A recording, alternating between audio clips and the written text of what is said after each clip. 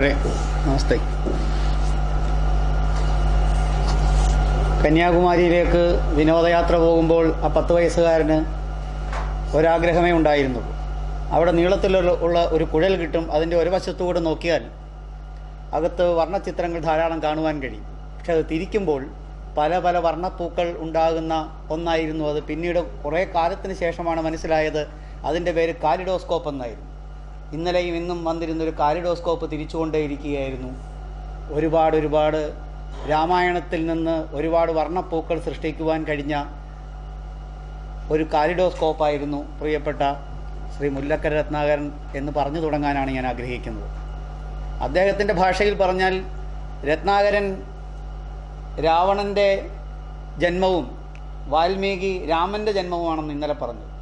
അങ്ങനെയാണെങ്കിൽ അദ്ദേഹത്തിൻ്റെ പേര് ഞാൻ മാറ്റി ഇന്ന് വരുമോ എന്നുള്ളൊരാശങ്കയുണ്ട്. പക്ഷേ ആശങ്കയല്ല, അതിനപ്പുറത്തേക്ക് രാവണനും രാമനും തീർത്ത ഒരു ലോകം മുമ്പേ പറഞ്ഞതുപോലെ അത് തിരിക്കും തോറും കൂടുതൽ വർണ്ണങ്ങൾ വാരി വിതറുവാൻ അദ്ദേഹത്തിന് കഴിഞ്ഞു എന്നുള്ളതാണ് പ്രധാനപ്പെട്ട ഒരു കാര്യം. അദ്ദേഹത്തിൻ്റെ പ്രഭാഷണങ്ങൾ എവിടെയാണെങ്കിലും അതിനൊരു സാരമുണ്ട്, ഒരു സത്തയുണ്ട്. പ്രീ ഡിഗ്രി കാലത്ത് ഇരുട്ടിൽ കൂടി തന്നെ ഒരു 3 കിലോമീറ്റർ നടത്തുവാൻ അദ്ദേഹത്തിന് കഴിഞ്ഞു, അദ്ദേഹത്തിൻ്റെ പ്രസംഗം കൊണ്ട്. വേറൊന്നുമല്ല, അന്ന് ഈ ചാരവൃത്തി കേസ് നടക്കുന്ന സമയത്ത് ഞാൻ ബസ്സിലിറങ്ങി അടൂർ ബസ് സ്റ്റേഷനിൽ ഇറങ്ങിയിട്ട് നോക്കുമ്പോൾ അവിടെ പ്രസംഗം കേൾക്കാം. ആ പ്രസംഗം കേട്ടുകൊണ്ട് അങ്ങ് നിന്നുപോയി. അമ്മയുടെ വീട്ടിലേക്ക് പോകാൻ ഇറങ്ങിയതാണ്. ആ ഒറ്റ ബസ്സേ ഉള്ളായിരുന്നു, ആ ബസ് പോയി. പിന്നീട് 3 കിലോമീറ്റർ ഇപ്പുറത്തേക്ക് പോകുന്ന ഒരു ബസ്സിൽ പോയിട്ട് അവിടുന്ന് രാത്രിയിൽ നടന്നാണ് ആ വീട്ടിലേക്ക് പോയത്. അപ്പോൾ അന്നു മുതൽ വളരെ ആരാധനയോടുകൂടി ആ വാക്കുകൾ ശ്രദ്ധിക്കുന്നു എന്നുള്ളത് കൊണ്ടാണ് ഞാൻ വളരെ കൃത്യമായിട്ട് ഈ 2 പ്രഭാഷണവും കേൾക്കാൻ ഇവിടെ എത്തിയതും. അപ്പോൾ ഇന്നലത്തെ കാര്യം ഞാൻ പറഞ്ഞു. വ്യത്യസ്തമായ തലങ്ങളിലൂടെ രാമായണത്തെ എങ്ങനെ നമ്മുടെ മുന്നിൽ അവതരിപ്പിക്കാമെന്നുള്ളതല്ല. വാൽമീകി എന്താണ് ആഗ്രഹിച്ചത്?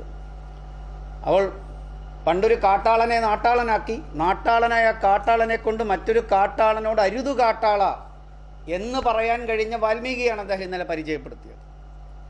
അത് വനത്തിലേക്ക്, പ്രകൃതിയിലേക്ക് കൊണ്ടുപോകുക എന്നുള്ള ഒരു ലക്ഷ്യം സാധൂകരിക്കാനും അത് സാധ്യമാക്കാനും അദ്ദേഹത്തിൻ്റെ വാക്കുകൾക്ക് കഴിഞ്ഞു എന്നുള്ളതാണ് ഇന്നലെ രാമനെ പരിചയപ്പെടുത്തിയപ്പോൾ ഉണ്ടായിരുന്നതെങ്കിൽ ആ പ്രകൃതിയിൽ നിന്നുകൊണ്ട് തന്നെ മണ്ണെന്താണെന്നും ഖലീൽ ജിബ്രാലിൻ്റെ ഒരു വാചകം കടമെടുത്താൽ മണ്ണിലെവിടെയും കുഴിക്കുക, നിങ്ങൾക്കൊരു നിധി കിട്ടും, പക്ഷേ ഒരു കർഷകൻ്റെ മനസ്സുണ്ടാകണമെന്ന് മാത്രം.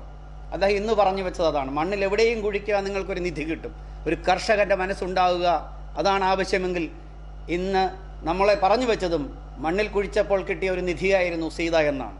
പക്ഷേ ഒരു കർഷകൻ്റെ മനസ്സുള്ള വാൽമീകിയാണ് ആ സീതയെ നമ്മുടെ മുമ്പിൽ കൊണ്ടുവന്നത് എന്നുള്ളതാണ് ഏറ്റവും പ്രധാനപ്പെട്ട കാര്യം. ഞാൻ അവസാനിപ്പിക്കുകയാണ്. ഇത് ഒരു യുഗത്തിൻ്റെ ഒരു പരിവർത്തന ഘട്ടത്തിലാണോ നമ്മൾ എന്ന് സംശയിക്കണം. കാരണം ഇങ്ങനെയുള്ള വാക്കുകൾ പറയുവാൻ കഴിയുന്നത് ഒരുപക്ഷെ നമ്മൾ കാണുന്ന സാധാരണ നമ്മൾ കണ്ടുപരിചയിച്ച ഒരു രാഷ്ട്രീയ മുഖത്തിൽ നിന്നും വ്യത്യസ്തമായി ആശയതലങ്ങളിൽ അനാവൃതമാകുന്നത് ഒരു സാമൂഹികമായിട്ട് നമുക്കെന്താണോ ആവശ്യം, രാമായണം കാലത്തിനനുസരിച്ച് എന്താണോ പറഞ്ഞു വെക്കുവാൻ ശ്രമിക്കുന്നത്, അത് നമ്മൾ പലപ്പോഴും കേട്ടിട്ടുള്ളത് രാമായണം എന്നുള്ളതാണെങ്കിൽ ആ രാത്രിയൊക്കെയും മാഞ്ഞു പോയിട്ട് വെളിച്ചം ബാക്കി വെക്കുവാൻ ഇതുപോലെയുള്ള നല്ല പ്രഭാഷകർ നമ്മുടെ ഉള്ളിലേക്ക് വെളിച്ചത്തിൻ്റെ പുതിയ നാളങ്ങൾ തെളിച്ചു തരുവാൻ വേണ്ടി കഴിയുന്നവരുണ്ട് എന്നുള്ളതാണ് പ്രിയപ്പെട്ട ശ്രീ മുല്ലക്കര രത്നാകരനോട് ഏറ്റവും ആദരവോടുകൂടി ഈ 2 ദിവസവും.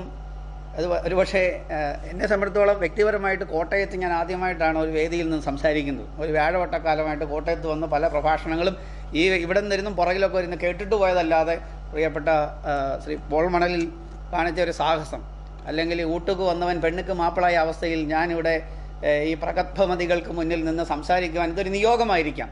രാമായണം നമുക്ക് തരുന്നത് പോലെ, രാമായണം സാധ്യമാക്കിയ വെളിച്ചം നമുക്ക് തരുന്നത് പോലെ ഇന്നലെയും ഇന്നുമായിട്ട് കേരളത്തിലെ തന്നെ ഏറ്റവും മനോഹരമായിട്ട് വായിക്കുകയും വായനയുടെ വ്യത്യസ്തമായ തലങ്ങളെ അതിമനോഹരമായിട്ടും ശ്രദ്ധേയമായിട്ടും ഉള്ളിലേക്ക് കടത്തിക്കൊണ്ടുവരുവാനും, വാക്കെന്ന് പറയുന്നത് തോക്കാതിരിക്കാനുള്ളതാണെങ്കിൽ തോക്കാതിരിക്കാൻ ഊക്കേറിടും വാക്ക് തന്നെ തോക്ക എന്ന് പറഞ്ഞു വെച്ച ഒരു മഹാപ്രതിഭയുടെ വാക്കുകൾക്ക് ഒരുപാട് നന്ദിയുണ്ട്.